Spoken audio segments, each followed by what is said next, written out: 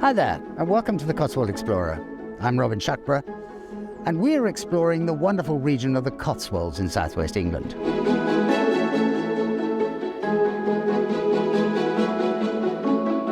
For the last couple of years, we've been following in the footsteps of Herbert Evans, who wrote this wonderful book, Highways and Byways in Oxford and the Cotswolds, in 1905.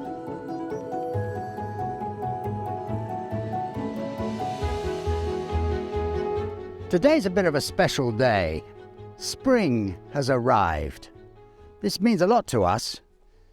The sunshine is coming out. We've had a very long winter. The dogs are very overexcited.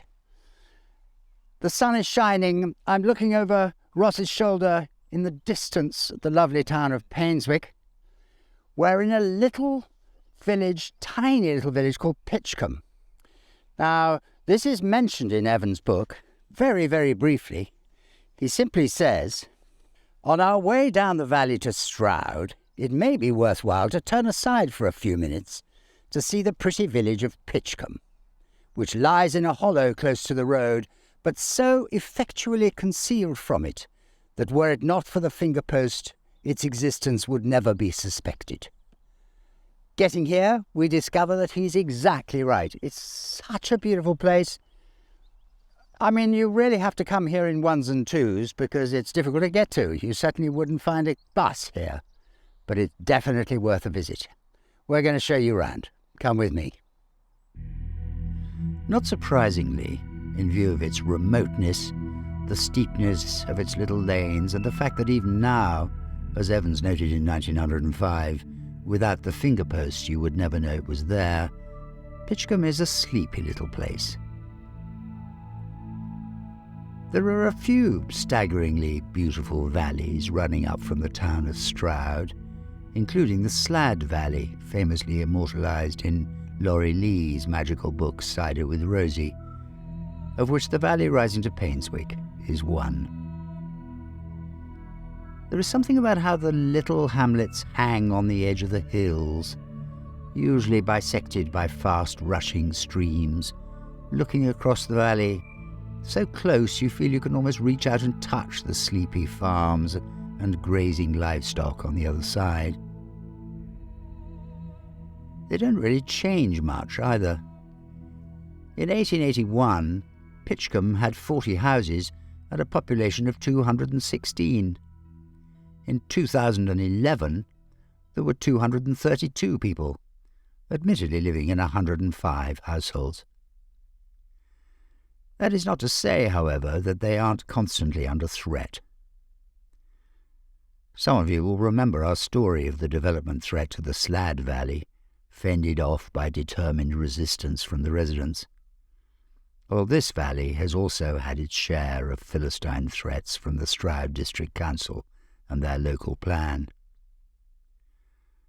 The parish fought off the suggested massive housing developments in the valley, and the latest draft plan has finally dropped any suggestion of the vandalism that would entail. The church, dedicated to St. John the Baptist, is a comparatively modern building, designed and built by William Franklin in 1819. It replaced an earlier church in an unusual way. It was built over the top of the existing building, which was then demolished from the inside. I can only imagine that it was felt to be unthinkable that the village should be without a place of worship, even for the time it took to build the church. In true Franklin fashion, it is a church with many differing styles. Pevsner describes it like this: a symmetrical west facade with a rather haggard west tower with oversized clasping buttresses and minimal battlements, embraced by sacristy and baptistry with perpendicular windows, a broad nave with windows with decorated reticulated tracery. There's a 19th century font and a pulpit designed by Medland and some excellent stained glass.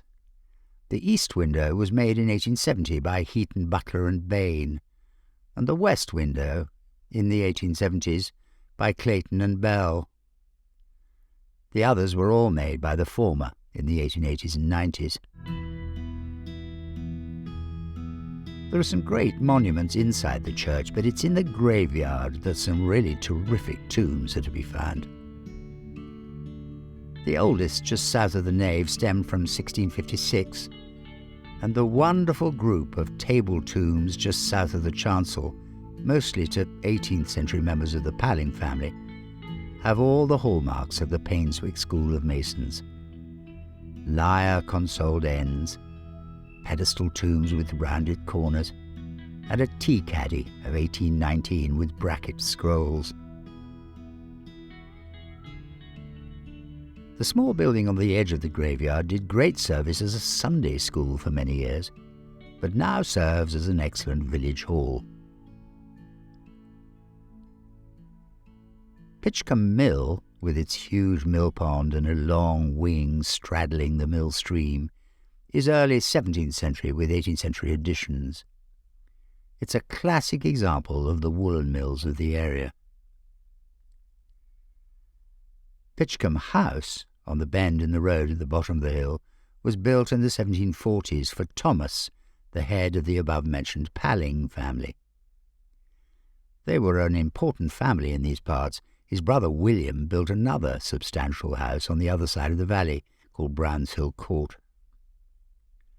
The present owners are direct descendants of Thomas Palling's nephew, John Carruthers, who inherited the house from his uncle. The splendid village website admits to the settlement having something of a dubious start to life. The first mention of the name seems to be in a letter from the abbot of St. Peter's Monastery in Gloucester, Gilbert Folliot, complaining to the Bishop of Salisbury about the criminal activities of one Walter of Pitchcombe, spelled C-U-M.